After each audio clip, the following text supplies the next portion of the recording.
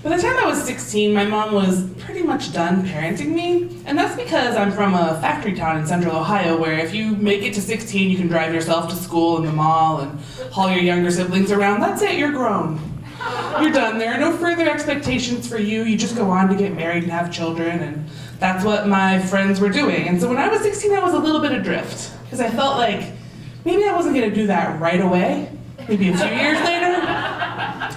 But I wasn't sure exactly what I should do in the meantime. No one in my family had ever been to college. Nobody had ever left town. None of my friends were doing any of that. And so the one sort of bright spot I had in my life was a little bit different, was my friend Kelly. And Kelly was 5 years older than I was at the time. We worked together at the gym up the street. And I thought she was the coolest person in the entire world. She had 3 things that I knew were going to be part of my adulthood, however form it took.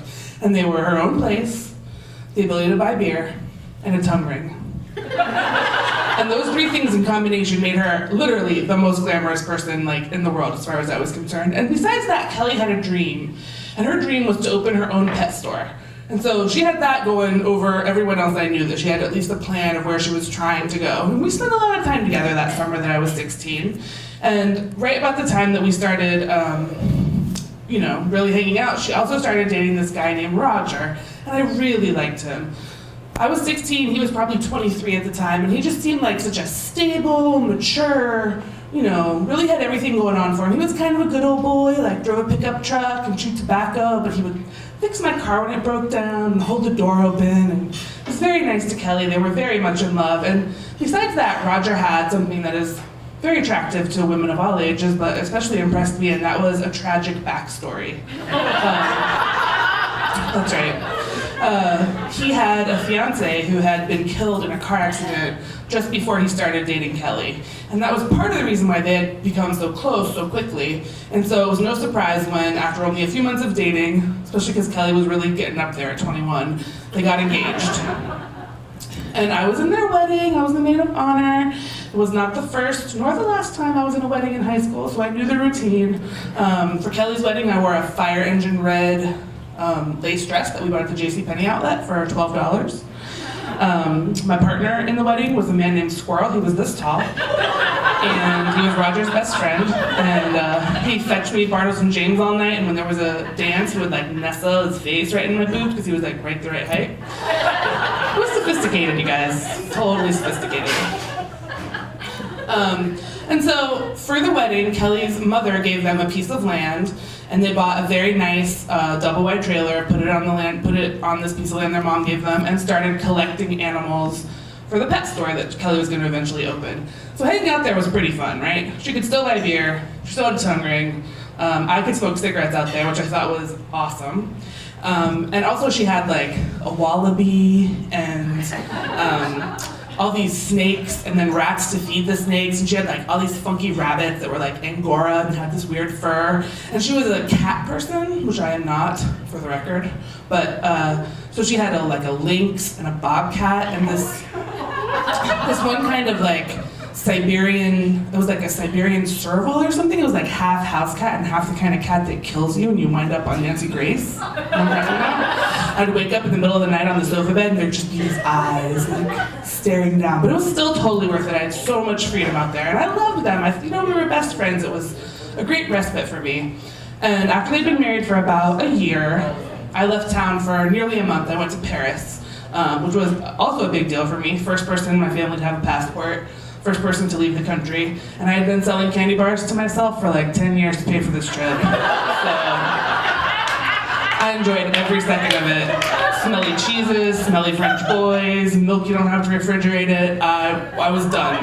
And I came home and I was so excited to tell Kelly and Roger about this trip. And so I go out there, I've been home for a couple days, and I'm I did this and this and this, and they're very polite, but there was all this weird tension in the air. And finally, Roger excused himself very early and went to bed, which was strange. And Kelly said, "There's something I have to tell you." And I was like, "All right, what is it?" And she said, "Well, so you know Roger's dead fiance?" And I was like, "Yeah." And she was like, "Well, I just have been getting more and more suspicious about this story. There are no pictures of this woman, and no one ever talks about her, and he really should have been grieving a lot when we started dating. He didn't really seem to be, and so I'd ask him about it a little bit, and he kind of dodged me, and so while you were in Paris, I took a day off work and drove up to the town where this car accident that killed this woman allegedly happened, and I looked through the microfiche, because it was 1991, and I asked around, and I went to the town cemetery, and there's like no one by that name, no memory of a young engaged woman dying in the last 2 years, which would definitely have made an impression. And so I came, and Roger's family never talked about her. It was just very strange. So she came home and she said, Roger, you gotta level with me, like what's going on with this dead fiance story? And he completely broke down. And he was like, I knew you would find out, I knew it would be like this, but the part of the story I haven't told you yet is that they met because Roger worked for Kelly's boyfriend, her boyfriend at the time that they met. And he had to fire Roger for not showing up for work one day. So he calls Roger and he's like, you're fired because you didn't show up for work. And Roger said, oh no, you can't fire me because I didn't show up for work because my fiance was killed in a car accident. And I was in the hospital with her, and that's the reason why I didn't think to call you. No cell phones, 1991.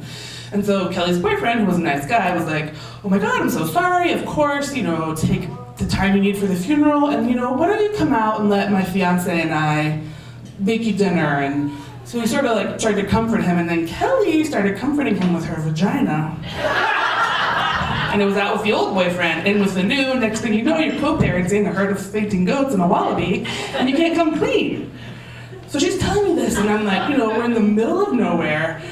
These people I've known for years, they're my best friends, and I was like, so I had 3 narratives going in my head. The first one, I was like, Kelly, I'm so sorry, this is terrible, like, do you want to come stay with my mom? Like, I don't know what to offer in the way of, comfort to an adult who's just ruined their life, but whatever. And the second is, I am the worst judge of character in the world. Like, what am I doing in a double wide trailer in the middle of nowhere, in the middle of the night, with a sociopath whose entire life has just fallen apart? Like, he's gonna come out of the bedroom with an axe and kill us, because that's what people do when their, psychopathic house of lies is exposed.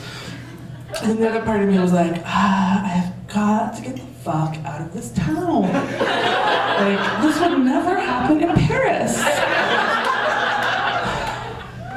So things moved kind of quickly after that. Kelly left Roger, surprise. And she decided to get a tattoo to celebrate her independent, single, divorced hood, and she fell in love with her tattoo artist. And so he moved out the day that Roger moved in, and she went on to get many, many, many tattoos, and for their wedding they got a lion, and they named it Hope, because they hoped it didn't get too big. But it did. And I got really lucky. I caught a lucky break that allowed me to go move to DC and go to GW, where I plan to become the ambassador to France, which betrays a real lack of understanding on my part about how far the best French speaker in Newark, Ohio can really push that, and I'm very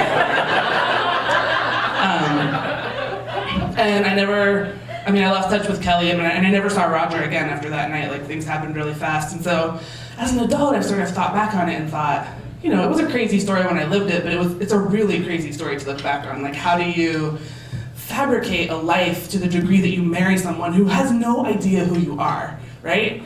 And I'm like, what lessons can I learn from this? It hit me at a really formative time. It was my last summer at home, it's a big deal, and I think what it is that I should invent a tragically dead fiance for my OkCupid profile and see if I can't get that first marriage under my belt. Thank you.